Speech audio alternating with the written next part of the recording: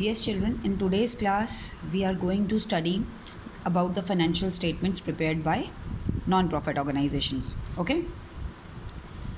Example के तौर पे आपको मैंने एक क्वेश्चन यहाँ फ्रेम किया है। आपको लास्ट क्लास में ये तो बताया गया था कि ये ऑर्गेनाइजेशंस क्या बनाती हैं, receipt and payment, income and expenditure and balance sheet. ठीक है, रिसिप्ट एंड पेमेंट अकाउंट के बारे में आपको सिंपल क्या बताया गया था, जो भी पैसा आएगा वो रिसिप्ट साइड, जो भी पैसा जाएगा पेमेंट साइड, पेमेंट करने के बाद अगर कुछ बचेगा बैलेंस शीट ही जैसे कैश में होता था। ओके, ये क्वेश्चन में गिवन है, इसकी हेल्प से मुझे इनकम एंड एक्सपेंडिचर और बैलेंस शीट बनानी है। समझ आया? रिसिप्ट एंड पेमेंट मेरा क्वेश्चन है, this is my question, with the help of this I have to prepare income and expenditure and balance sheet. अब बिल्कुल ध्यान से सुनेंगे, रिसिप्ट साइड में जो जो पैसा रिसीव हुआ है, एक एक वर्ड को ध्यान से सुनेंगे। रिसिप्ट साइड पर जो जो पैसा रिसीव हुआ है वो शो हुआ है। अब आपको पता है रिसिप्ट्स 2 टाइप की होती हैं, एक रेवेन्यू रिसिप्ट्स और एक कैपिटल रिसिप्ट्स। ठीक है, ये सबको पता है। कोई भी पैसा रिसीव किया होगा उसको 2 कैटेगरीज़ में आपको बांट होती हैं, रेवेन्यू और कैपिटल। ठीक है जी, तो मैंने यहाँ पे रिसिप्ट्स में फ़िलहाल मैंने ब्रॉडर टर्म लिख दिए, revenue receipts and capital receipts. दूसरा, पेमेंट साइड में भी ऑब्वियसली जैसे रिसिप्ट्स 2 टाइप की होती हैं वैसे ही payment, revenue payment and capital payment. Clear? Okay, ये जो बचा हुआ है ये तो खैर हमारे पास कैश बचा हुआ है। ये क्वेश्चन का मीनिंग आपको समझ आ गया। अब आपने ध्यान से सुनना है इनकम एंड एक्सपेंडिचर और बैलेंस शीट के बारे में। इनकम एंड एक्सपेंडिचर, ये जो अकाउंट है इसके अंदर करंट ईयर की इनकम और करंट ईयर के एक्सपेंडिचर आते हैं। पॉइंट टू बी नोटेड, कौन से ईयर के? करंट ईयर के। ठीक है, और कौन से? Revenue incomes and revenue expenditures. Income and expenditure में करंट ईयर के एक्सपेंडिचर एंड करंट ईयर के इनकम आती हैं, और वो भी कौन से नेचर की? रेवेन्यू नेचर की। तो यहाँ से हमारे पास रेवेन्यू रिसिप्ट्स भी हैं और रेवेन्यू पेमेंट्स भी हैं। रेवेन्यू नेचर वाले आइटम्स जाते हैं इनकम एंड एक्सपेंडिचर में, कैपिटल नेचर वाले आइटम्स जाते हैं बैलेंस शीट में। आपने 11th में भी ये बात समझी हुई है। तो यहाँ से आपने रेवेन्यू नेचर के आइटम्स को पिक करना है और उनको इनकम एंड एक्सपेंडिचर में डालना है, कैपिटल नेचर के आइटम्स को पिक करना है और बैलेंस शीट में डालना है। सिंपल।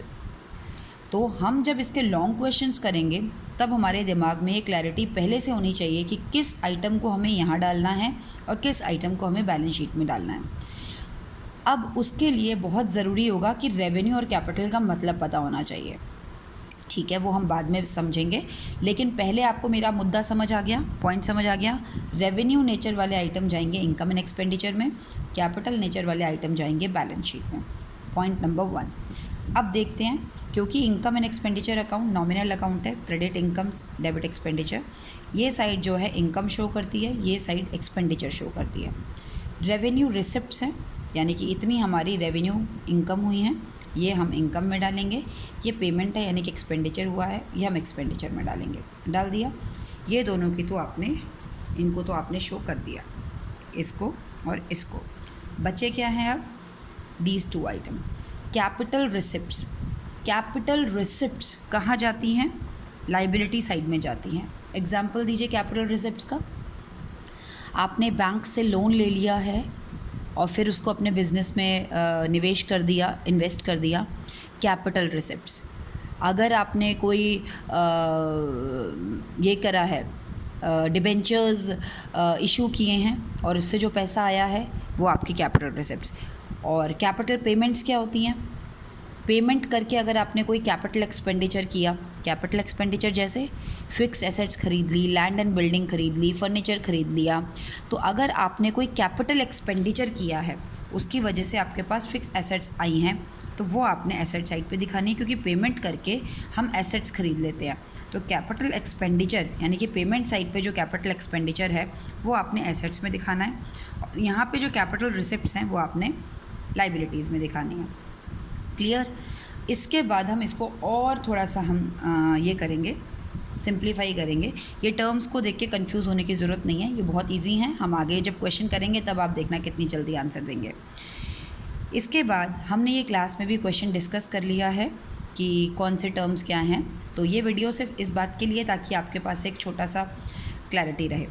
रेवेन्यू और कैपिटल, रेवेन्यू एक्सपेंडिचर या कैपिटल एक्सपेंडिचर, या रेवेन्यू रिसिप्ट्स या कैपिटल रिसिप्ट, रेवेन्यू और कैपिटल के बीच में डिस्क्रिमिनेट कैसे करेंगे।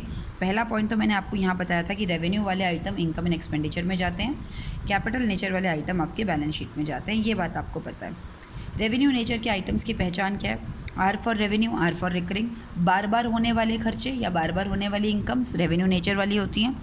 जनरली ये थोड़ा स्मॉल अमाउंट होता है, ओके। तो ये सारी छोटी सी पहचानें हैं जो हमें यहाँ पर ध्यान रखनी है, जैसे कि रेंट, सैलरी, कमीशन, ये सारी चीज़ें क्या है? रेवेन्यू, क्योंकि ये बार बार रिकरिंग नेचर की हैं। लेकिन अगर उसी के ऑपोजिट मैं पूछूं, taking bank loan of ₹20 lakhs, क्या ये रेवेन्यू है? बार बार लेते हैं? नो। अगर मैं पूछूं purchase of land and building ₹20 lakhs, क्या ये रेवेन्यू है? नो। तो capital nature, non recurring nature items big amount generally होता है, तो ये रेवेन्यू और कैपिटल समझ आए। जो वो रेवेन्यू कमाने के लिए किया जाता है, जो रोज़मर्रा के हमारे रेवेन्यू पर इफ़ेक्ट करता है, वो रेवेन्यू नेचर, जिससे हमारी कैपिटल इफ़ेक्ट होती है, वो हमारा कैपिटल नेचर।